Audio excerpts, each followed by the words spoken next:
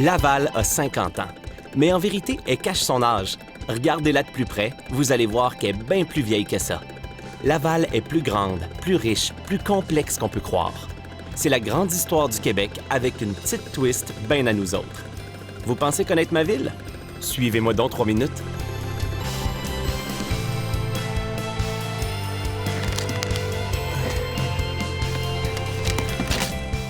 Ah, la vie de bureau, hein. C'est pas toujours... Mais faut bien gagner notre croûte. On roule nos commerces au Petit Bonheur la Seine depuis au moins 1681. Nos premiers artisans recensés sont Léonard Étier Sabotier et Jacques Chevalier Charpentier. À l'époque, on est entouré de bois, ça fait qu'on s'en sert. Mais on va battre le fer aussi avec Jean Drapeau. Pas Jean Drapeau, là. Jean Drapeau, le forgeron. Bref, pendant plus de 100 ans à Laval, on va forger en petit métal fondu. Au début des années 1800, Louis-Amable Quevillon, un menuisier, et le sculpteur Joseph Pépin vont ouvrir une entreprise qui va former ses propres employés, l'Atelier des Écarts. Dans ce temps-là, ce qui est big, c'est la décoration d'église. L'Atelier des Écarts va avoir le monopole dans la région de Montréal, puis leur entreprise va s'imposer dans tout le Québec. Une autre gang qui va vivre du bois, c'est les cageux, qui vont transporter des billots au fil de l'eau. Les berges de la rivière des Prairies vont logiquement devenir le spot pour les marchands et les aubergistes dans la région.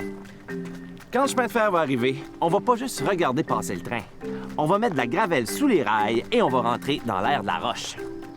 Notre sol est tellement riche en sédiments rocheux qu'on pourrait dire qu'il est riche en calcaire.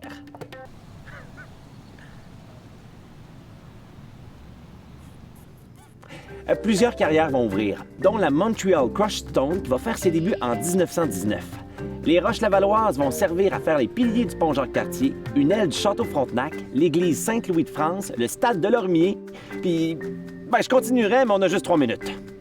C'est sûr que pendant la Grande Crise, il y a un petit bout où le moral économique de Laval est en grosse dépression.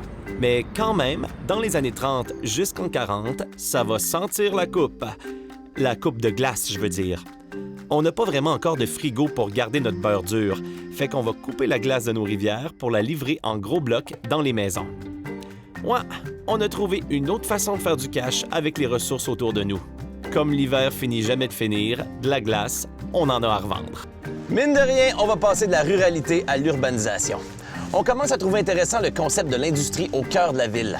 Puis à partir des années 50, on va ouvrir plein de centres commerciaux pour les nouvelles petites familles qui viennent s'installer chez nous.